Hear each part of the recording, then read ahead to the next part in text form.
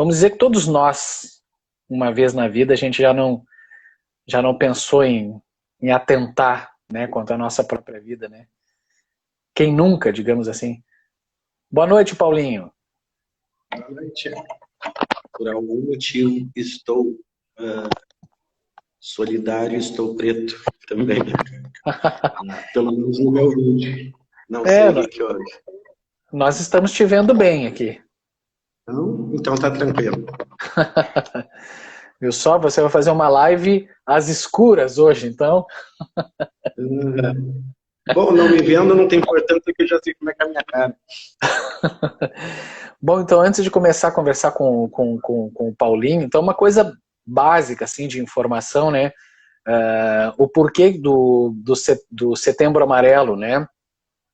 Ele é um mês todo, né, que ele é dedicado a campanhas, né, de prevenção, de esclarecimento, de valorização à vida, prevenção ao suicídio, né?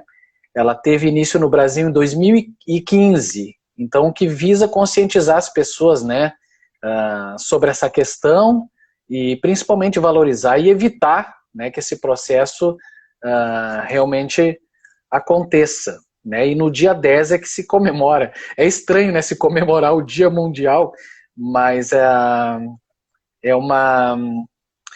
o dia de prevenção. Eu acho que o Paulinho é um dia de alerta, né? Isso, é um dia de alerta, isso. Agora a sua imagem congelou completamente para nós, mas a gente está ouvindo a tua voz, mano. Quer que eu... agora sim, agora voltou.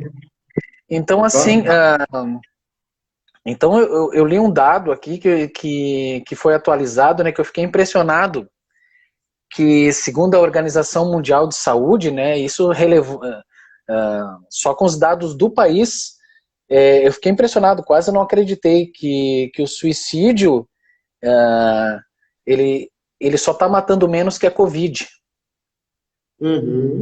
Matando mais do que por dia, né, ele está matando mais que câncer e AIDS, então ele está perdendo só para o Covid. Que coisa impressionante, né? E aí só uma coisa histórica, né, da origem, né, do Setembro Amarelo, começou nos Estados Unidos, quando o jovem Mike M., de 17 anos, cometeu suicídio em 1994. Era um cara muito habilidoso, restaurou um automóvel Mustang 68, pintando ele de amarelo, e por conta disso ficou conhecido como Mustang Mike. Né? Mas os seus pais não perceberam que ele tinha sérios problemas, né, psicológicos e não conseguiram, né, evitar a sua morte. Aí no dia do velório foi feita uma cesta com muitos cartões decorados com fitas amarelas. Dentro deles tinha a mensagem: se você precisar, peça ajuda. Então a iniciativa foi estupim para um movimento importante de prevenção ao suicídio, pois os cartões chegaram realmente às mãos de pessoas que precisavam de apoio. Então, em consequência dessa triste história, né, foi escolhido como símbolo da luta contra o suicídio o laço amarelo. Mano, obrigado por estar conosco aqui. Tava com saudades já das lives contigo. Vamos começar então a partir, né, da experiência que você teve, né? Conta a sua experiência. Foi num hospital, né, ou num pronto atendimento? A sua experiência com esses pacientes potencialmente, digamos assim,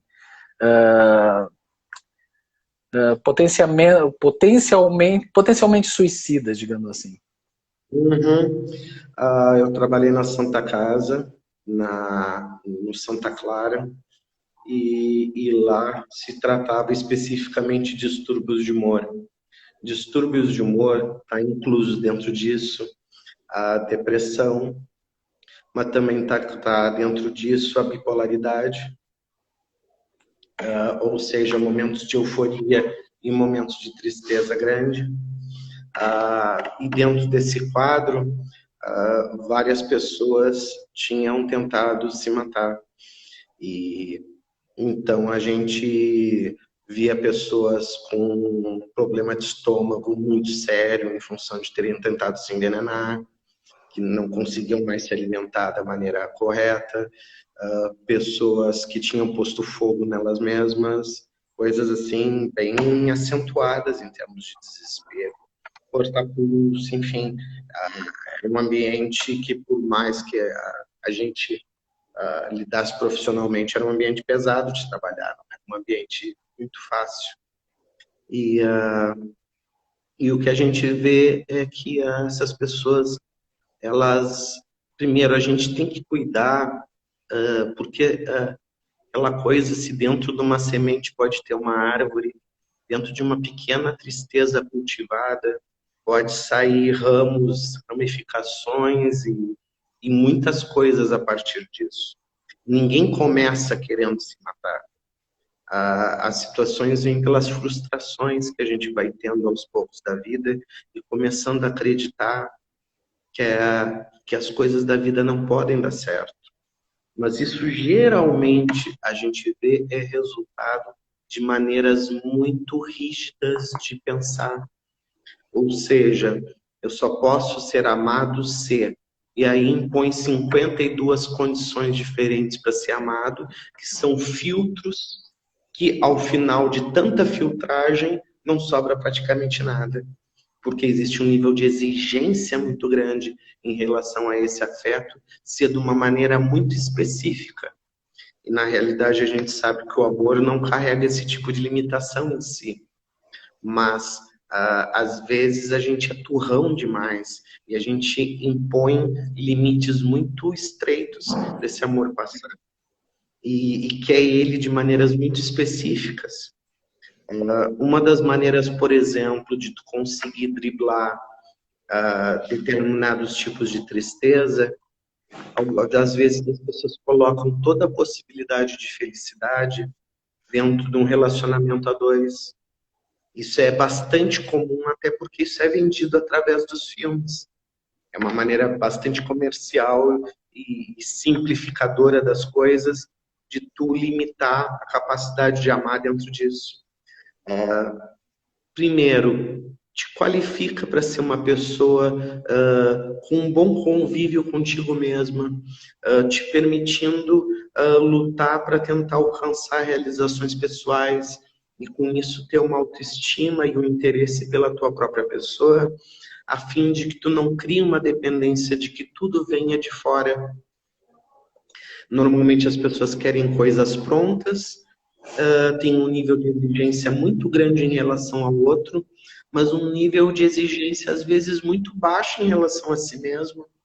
Elas querem autoestima, elas querem coisas que sejam entregues para ela, que são impossíveis de serem entregues para uma outra pessoa. Então, mesmo dentro do amor romântico, elas colocam um nível de restrição muito grande, em que tu deves ser amado pelas pessoas, às vezes quando nem tu mesmo tem um gostar muito bom por ti mesmo. E dessa maneira, mesmo que alguém tenha interesse romântico por ti, tu não vai acreditar nesse amor. Então tem pessoas que, por incrível que pareça, são sedentas de afeto, mas rejeitam afeto por desconfiança desse afeto.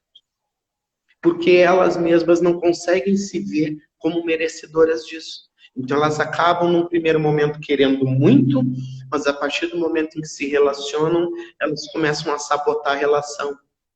Não, mas tem aquilo, se tem aquilo é porque tu não gosta de mim. Não, hoje tu não disse que me ama, então é sinal de que tu não gosta de mim. Tem pessoas que põem coisas do tipo, tu tem que me ligar todos os dias.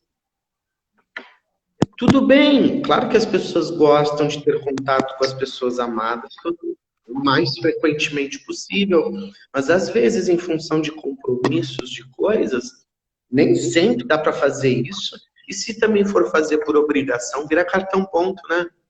De trabalhador, não vira uma questão de espontaneidade, vira uma questão de exigência. Então começa a se criar uma série de exigências do tipo, como é que tu não percebeu que eu estava triste? Tu não me disse? Não, mas se tu gosta de mim, tu tinha que ter adivinhado, tu tinha que ter me olhado e percebido. Então é porque tu não gosta de verdade de mim.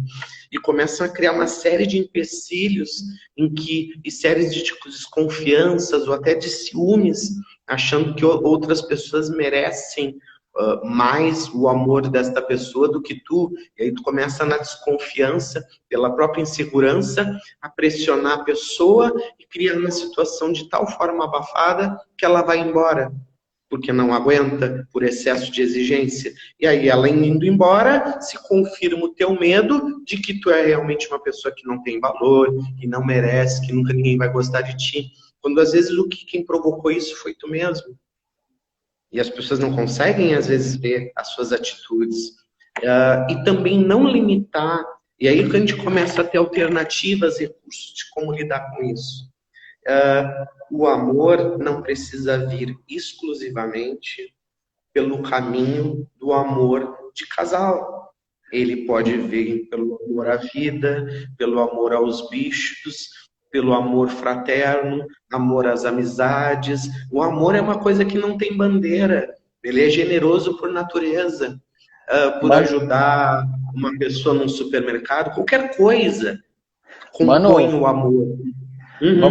Vamos guardar um pouquinho esse raciocínio para a gente usar mais adiante. Eu queria te perguntar, pelo cenário que você viu, né, de pessoas que foram mal sucedidas em ceifar sua própria vida, o que você identificou ali? Houve um arrependimento, a pessoa caiu em si, ou acumulou mais uma frustração ainda, tipo assim, ó, puxa, eu já não sou nada e não consegui nem me matar ainda. Qual foi o cenário que tu sentiu nessa experiência? É muito engraçado, porque a vida te conduz a tu ter que te amar de alguma maneira. E é engraçado que se tu provoca uma situação dessas e não é, na realidade, mal sucedido, porque não dá para dizer bem sucedido por ter se matado, mas no caso tu não consegue concretizar o fato de te matar, porque às vezes uma parcela fica com várias sequelas graves de doenças crônicas que permanecem pro resto da vida. Quem tenta se matar se envenenando, às vezes são produtos de limpeza corrosivos e que vão deixar o teu estômago no estado de miséria, em que tu vai ter um cuidado extremo, só vai poder tomar sopinha, coisas não temperadas, quase sem gosto. E é engraçado porque essa situação de limitação que a tentativa de suicídio provocou acaba fazendo com que tu tenha que te cuidar mais ainda do que tu te cuidava antes. Então acaba sendo, de certa forma, quase irônico. Eu não queria cuidar de mim, eu não me tratava bem. E agora eu me provoquei em uma situação em que eu vou ter que me tratar muito bem, nem que seja para conseguir comer, porque é uma coisa básica da existência. Então o que era um ato comum passa a ser um privilégio. E tu tem que te dedicar a um nível de cuidado, de atenção, que antes tu não te dedicava. Mas agora tu é obrigado por uma questão de saúde. É muito engraçado, então, que a falta de zelo acaba gerando sequelas que te obrigam a ter que ter zelo por ti. Então, muito mais do que tinha antes. Então, tu fica constrangido pela vida ter que te cuidar. E quando tu te cuida, bom, é um princípio de um amor próprio que tem que ser gerado todos os dias, porque tu não está nas melhores condições do mundo em termos de saúde. Então, é engraçado que elas vão de um princípio contrariadas para esse caminho, mas a sequência do cuidado acaba gerando afeição por ti mesmo. Então, a vida tem uns rumos tão estranhos de conduzir as pessoas para lições de vida, em que de uma maneira ou de outra tu te vê obrigado a ter que cuidar. Antes tu tinha saúde física, mas não tinha condição emocional de aproveitar essa. É quase como se tu adaptasse o corpo à tua miséria interior e gerasse uma miséria física para corresponder a uma situação interna que já é doentia. Então, tipo, tu não consegue sequer aproveitar a saúde que tu tinha. Então, agora, tu tá numa condição que tu precisa te cuidar. Não existe opção. Mano, tem um ditado antigo, né, que as pessoas falam, o famoso cão que ladra não morde, né? Quando as pessoas fazem referências àquele cachorrinho muito brabo, que quando o portão abre, né, ele se esconde. E aquela pessoa, isso se aplica àquela pessoa que fala muito que vai se matar, mas na verdade ela não se mata? Não dá para pôr a mão no fogo por isso. Por quê? Porque é uma situação muito grave. Se é uma situação muito grave, a que ela está expondo, a gente tem que pensar o seguinte: eu não sou profissional disso. Se eu não sou profissional disso, eu não posso botar a mão no fogo da questão da minha responsabilidade frente à situação. Eu não tenho conhecimento técnico. Bom, se tu não tem, então se propicia um atendimento profissional de um psicólogo, também pode ser eventualmente de um psiquiatra, para que essa profissional faça uma avaliação adequada, porque eu acredito que nada deve ser mais desesperador de que uma pessoa ter dito que ia fazer uma coisa, tu não ter levado isso em conta e ela ter realizado essa coisa. A pessoa vai ficar com um sentimento muito ruim de culpa, mas na realidade, que culpa se ela é leiga sobre esse assunto? Então, tudo que é de uma área técnica, se procura um técnico para resolver. Se quebrou o teu encanamento, não vai chamar um eletricista que é curioso de encanamento. Procura chamar um encanador que só trabalha com isso. Não vai pegar um cara que nem trabalha com encanamento para tentar dar uma de curioso e quem sabe resolver. É muito temerário. E a gente não está falando de um cano, a gente está falando de uma vida. Então, isso é uma coisa muito séria. Então, passa sempre por um profissional de confiança, de preferência que tenha alguma indicação, alguma referência de um conhecido, de uma pessoa que conheça esse profissional, porque tu nunca sabe ao certo até que ponto a situação vai. Então, não te ponha no papel de avaliar uma coisa sobre a qual tu não estudou e não tem conhecimento técnico a respeito. Por que tu vai pôr uma pessoa numa possibilidade, que sabe-se lá de que percentual que seja, mas de uma situação que por si já é grave, se tu não tem o conhecimento de causa daquela situação? É muito temerário. Então, que possibilidade existe ou não existe, não tem como um leigo falar. Então, encaminha para quem sabe da coisa. E tem as técnicas para saber o que perguntar, para ver no que aquilo se enquadraria. Então, essa pessoa só trabalha com isso. Então, dê um pouco de crédito a esse profissional e dê a oportunidade, porque não se está falando de uma coisa que seja qualquer coisa. É uma situação séria. Então, que se trate com a seriedade que ela merece. Então, quer dizer que cai por terra esse ditado tinhoso aí de que muitas pessoas falam, né? Ah, quem quer se matar, se mata. Não fica toda hora falando que vai se matar, né? Então cai por terra esse ditado aí, né? E não se esqueça que é um ditado popular. E o ditado popular contém, às vezes, alguma sabedoria, mas uma sabedoria igualmente popular. Então, não é uma informação técnica. É que nem eu digo, tipo assim, onde é que vem essa frase? Quem é o autor? É um psiquiatra? É um psicólogo? Vamos considerar. Veio provavelmente de um leigo, numa situação provavelmente que não envolveu suicídio, e que nem se sabe, na realidade, a origem da coisa e de onde é que se trata e se aplica a essa situação. Se é um profissional, as coisas têm um certo peso. Mas como é uma frase popular, depende em que situação é aplicada. A gente nem sabe de onde é que veio e em que situação que ela foi inserida. Então depende muito da situação. É muito complicado para pessoas que não têm... não, mas se ela estiver triste mesmo, ela chora. A tristeza não está associada necessariamente ao choro. Às vezes, a apatia, a indiferença é um sinal muito mais grave de dor do que propriamente uma pessoa que sai chorando pelos cantos. É difícil de tu medir. Estas questões não são tão fáceis de ser mensuradas para tu chegar e dizer se chora, tá triste, se não chora. De cada pessoa tem uma maneira particular de expressar suas dores. Então, não dá para a gente querer fazer uma avaliação, se pôr nesse papel de avaliar, porque é perigoso. Não convém pôr as pessoas que a gente ama nessa situação de risco. Muitas das depressões, né, mano, não é associada a nenhum trauma, a nenhum problema que a pessoa está vivenciando, e sim questões físicas, né, do seu cérebro, dos seus neurônios, né? E então a gente pode acreditar que essa tendência suicida, ela também possa vir disso, por uma questão física e não de uma questão existencial? Aí é mais uma vez como o leigo pode se enganar.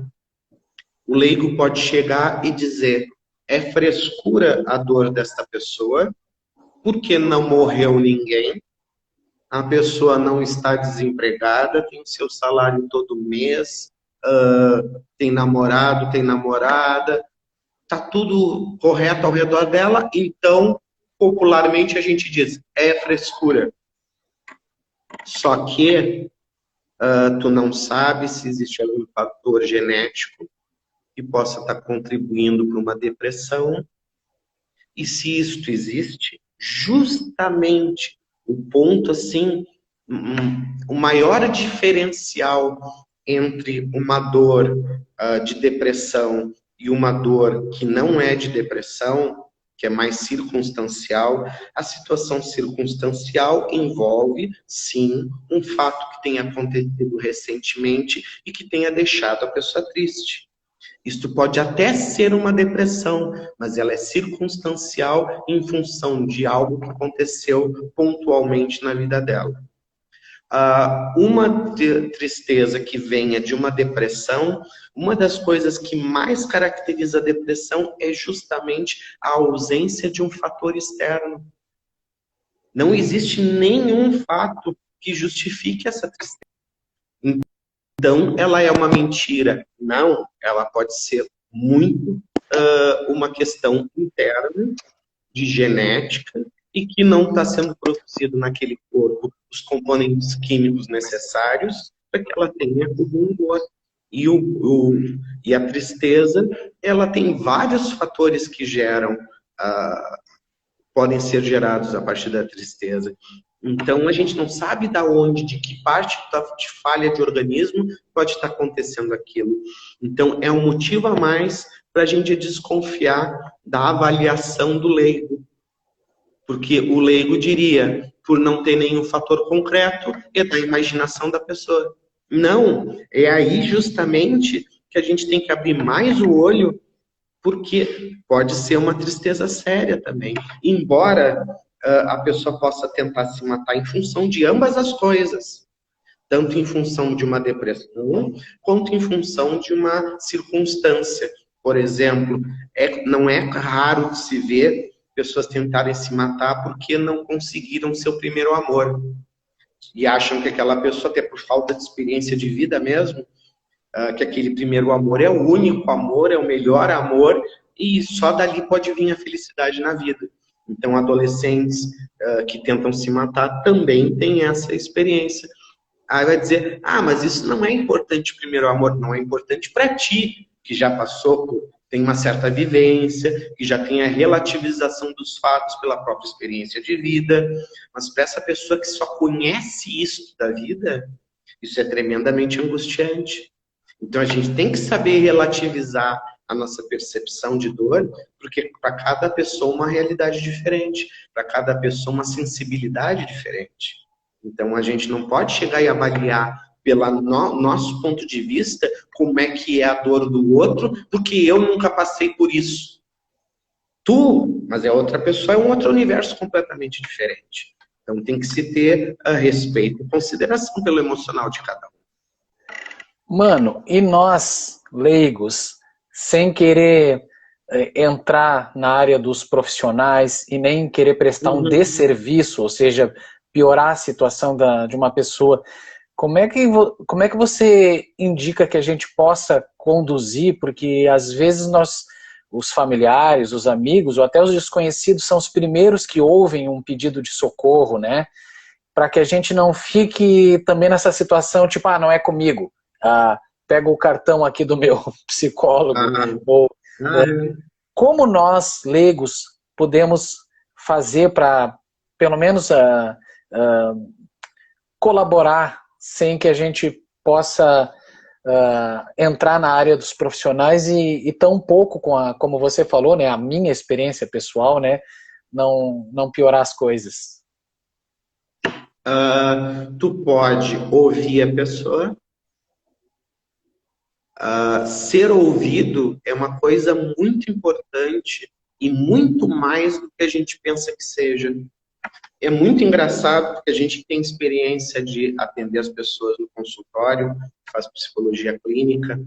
Às vezes a pessoa faz uma consulta e ela chega na consulta seguinte e diz: pronto, o teu trabalho já fez maravilhas por mim, nem sei se eu vou precisar continuar, porque já saiu metade do meu... Não, a gente abriu uma panela de pressão e começou a botar para fora a situação difícil. Mas o tratamento não é isto. A gente precisa ver a origem da dificuldade e tentar ir mais a fundo. O objetivo não é só aliviar.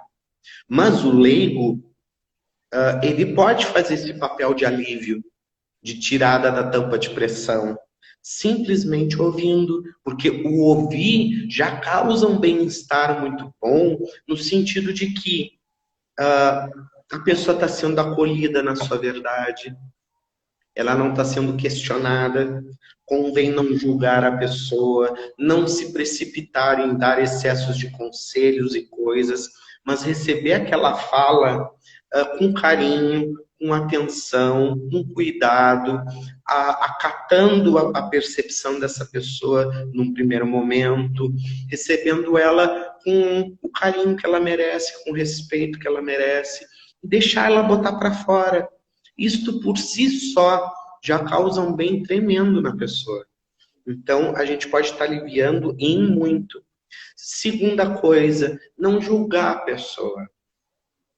Ela tem a sua própria verdade, ela tem suas próprias dores, as dores dela é diferente das tuas, o teu calo talvez nunca fosse apertar diante da dor que ela sente, mas o teu calo se encontra num outro lugar, não é que tu seja melhor do que ela.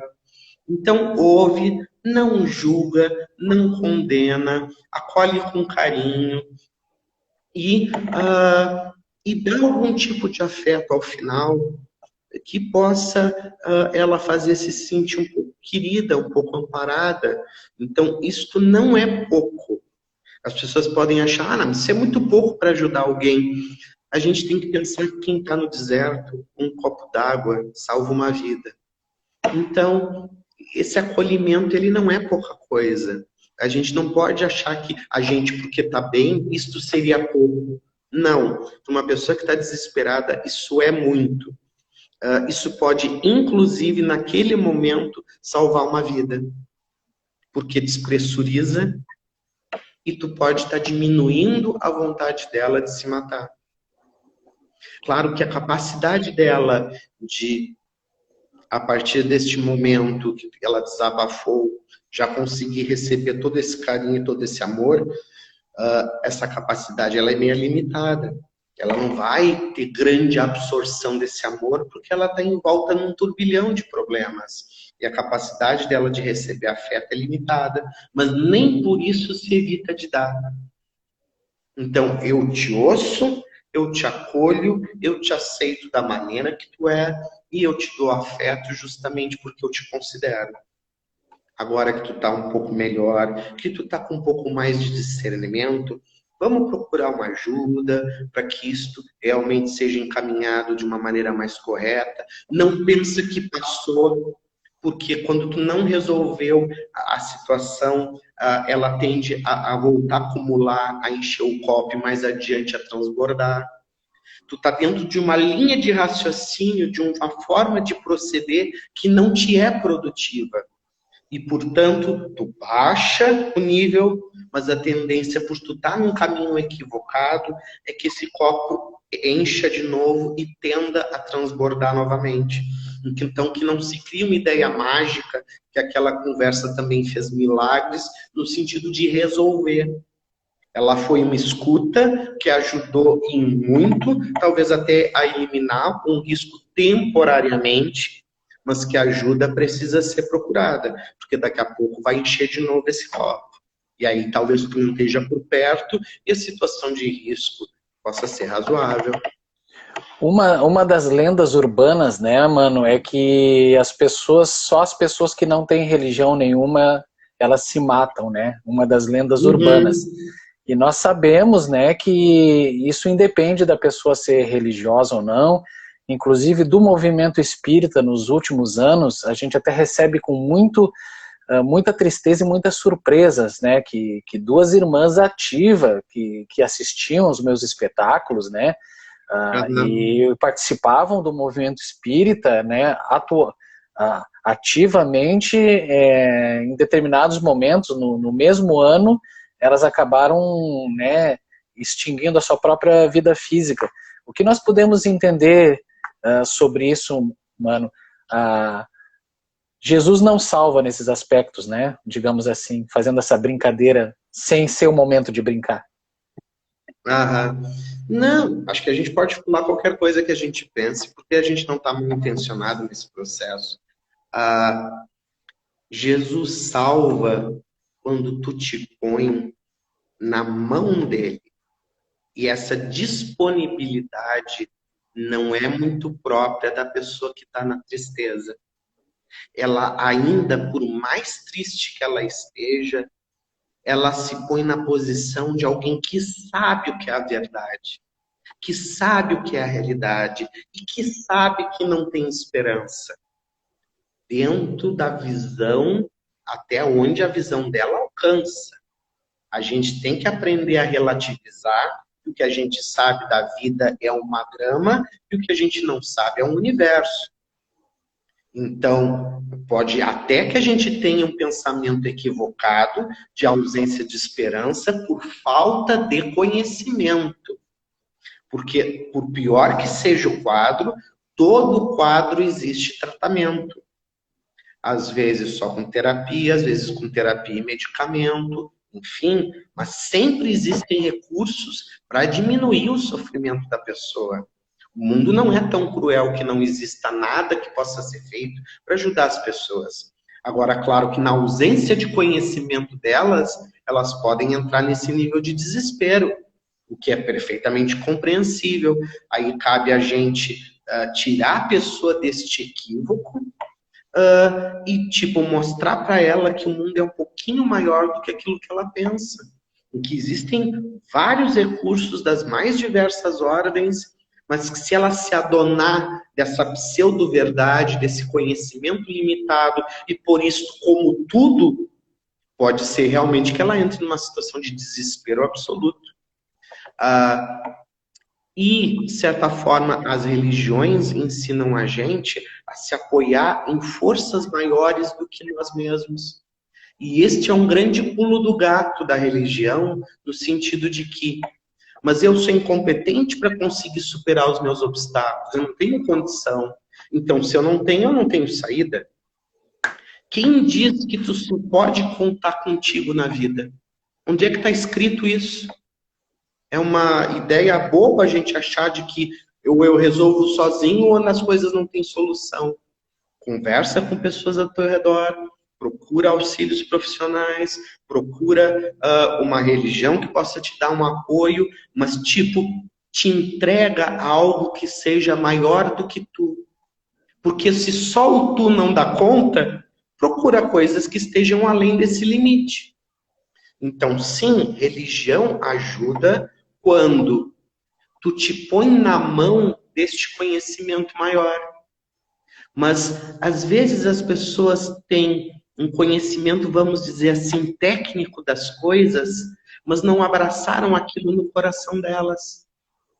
É muito diferente tu saber fazer citações espíritas, porque tu conhece alguns livros e tu decorou algumas falas, ou por dizer que tu é espírita porque tu frequenta uma casa espírita, toma o passe, não é o suficiente para colaborar, para alavancar essa pessoa para além da própria dor. Esse nível fé, para mim, é sinônimo de confiança. E tu só pode ter confiança naquilo que tu conhece. Eu vou te dizer que muitas pessoas frequentam as sociedades espíritas, mas pessoas que efetivamente conheçam o espiritismo, não que tenham lido os livros, não é isso que eu estou questionando. As obras básicas é fundamental de ler, mas até que ponto elas compreenderam aquilo que elas leram? Às vezes elas passam rápido por um conhecimento, e aquele conhecimento é tão profundo que não é uma questão de ler em uma semana. É uma questão de ler de pouquinho e saborear e absorver aquela verdade, relacionar aquilo com a vida que tu vive.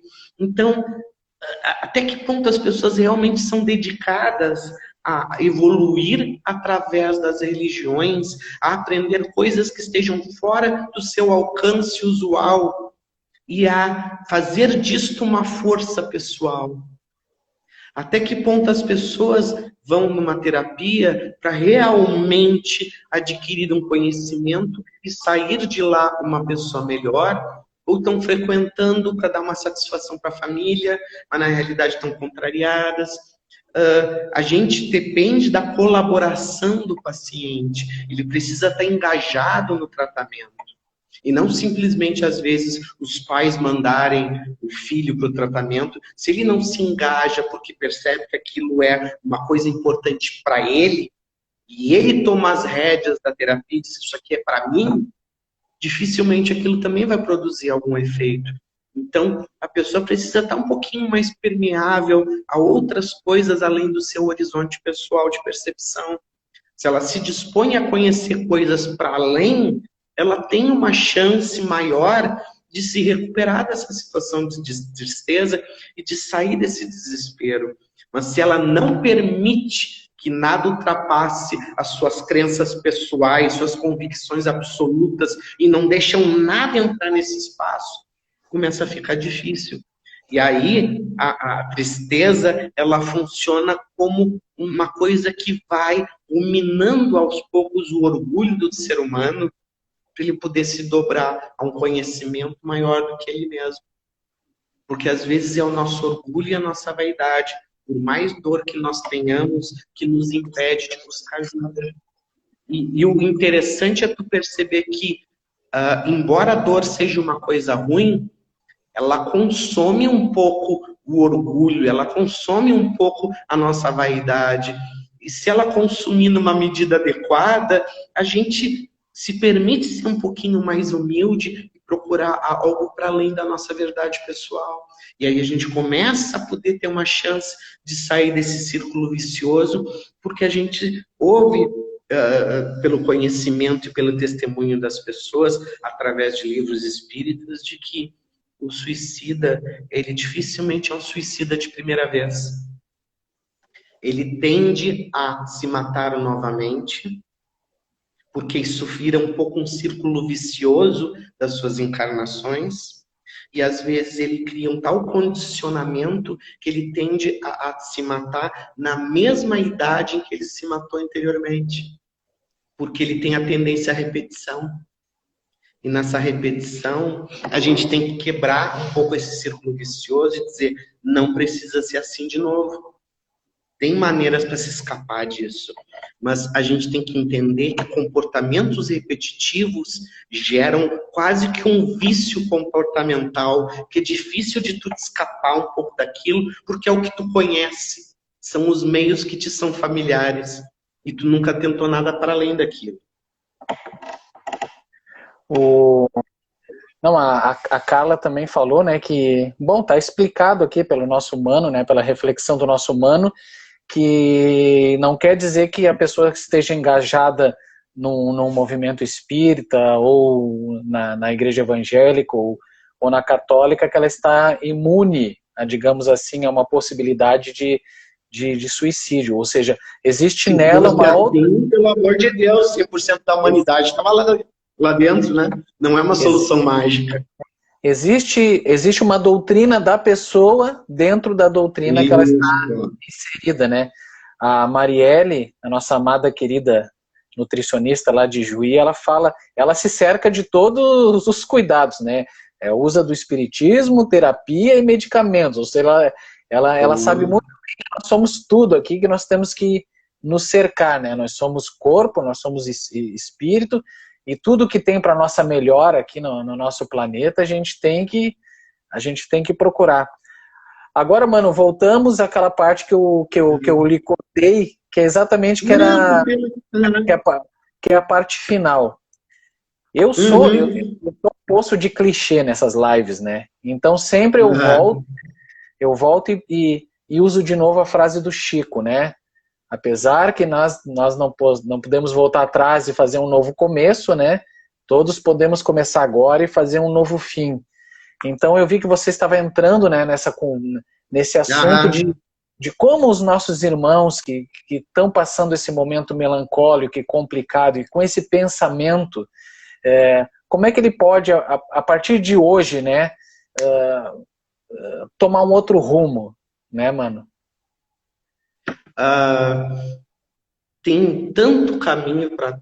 A gente põe rótulo nas coisas, isso nos limita tremendamente a vida. Eu fico impressionado como a gente gosta de limitar o caminho do amor. Amor é tudo. Para onde tu virar tem amor. A vida é de uma riqueza extrema. Como assim? Procurem na internet, tem uma coisa chamada Oração de Marta, que é uma das coisas mais lindas que eu já vi na minha vida. Eu até já falei aqui, mas é tão bonito que vale a pena falar de novo. Eu não sei, não decorei a oração, mas em suma ela diz o seguinte: eu tenho que cuidar dos meus filhos e eu não tenho tempo para ficar rezando para Deus. Eu tenho que fazer comida, eu tenho que trocar fralda, eu tenho que lavar o chão, eu tenho tanta como fazer as compras, eu não tenho tempo para ficar rezando para Deus. Mas que através da minha comida, feita com amor dos meus filhos, através da higiene da minha casa, em que eu estou cuidando da minha família, através do cuidado que eu tenho com as roupas dos meus filhos, que tudo isso seja uma oração de amor e pelo bem-estar dos meus e de todos. Ou seja, tu já faz uma ponte do teu amor pessoal para o amor para a humanidade. Então, se tu quiser e tiver generosidade no coração, tu lava uma louça e diz: isto aqui é para os meus amores. Isto aqui para os amores que me ensinaram a lavar uma louça, que me deram um exemplo, para as pessoas da minha família, e que isso limpe também um pouquinho o coração das pessoas, das mágoas e dos rancores. Então tu está fazendo uma ação concreta, física, em tese ordinária, no sentido de comum, boba, e tu transforma aquilo numa coisa maravilhosa, tu transcende lavando louça. Porque quem diz que a oração precisa ser ajoelhado, com mãozinha junto, isso é um condicionamento nosso. Eu estou fechando a minha casa, estou trancando a porta, agradeço por mais um dia de segurança, de proteção. Nós passamos mais um dia com saúde. Mesmo na pandemia, a gente não agradece por mais um dia de saúde. Por que não ser um privilégio em meio a essa situação toda? Vamos começar a agradecer, a reconhecer as felicidades que a gente tem. Porque a gente não reconhece, a gente acha normal. A gente vive a felicidade e acha comum, acha normal, não dá valor para as coisas. E isso torna a nossa vida muito triste. Porque se tu não reconhece o amor, como é que tu quer te alimentar dele? Se tu tá sentado numa cadeirinha, ela foi feita por, no mínimo, um trabalhador que dedicou sua atenção, seu cuidado a fazer aquela cadeirinha.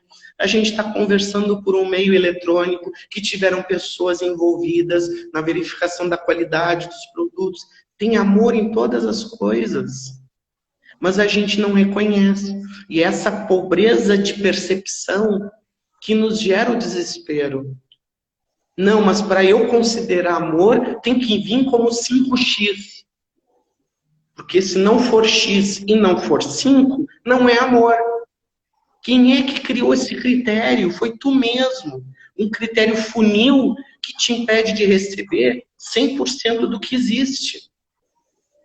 Então vamos começar a agradecer aos olhinhos, aos braços, às pernas, à saúde, agradecer pelos nossos familiares estarem bem.